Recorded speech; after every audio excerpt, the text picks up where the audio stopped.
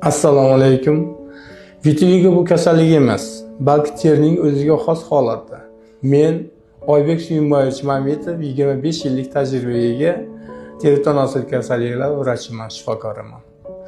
Vitiligo teridagi ayrim joylarda dog'lar paydo bo'lishi, bu dog'lar teridagi melanin donachalarini yo'qolishi yoki kamayishi natijasida kelib chiqadi.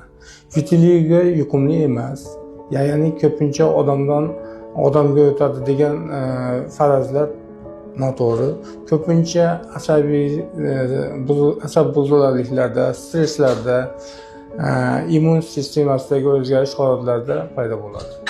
Bugungi kunda vitiligoni aniq davosi yo'q, lekin davolash usullari mavjud. Masalan, fototerapiya, ozonoterapiya va lazer yordamida davolash usullari.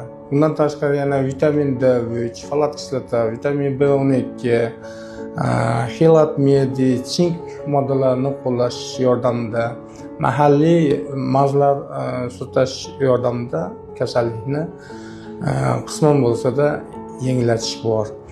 Muhimi ijobiy ruh. Vitiligo bilan ham odam yaxshi yashasa bo'ladi. Corona Midline shifoxonasida, klinikasida vitiligoni davolash uchun zamonaviy muolajalar qo'llaniladi. Bemorlarimizga yordam berishga harakat qilamiz. E'tiborlaringiz uchun rahmat.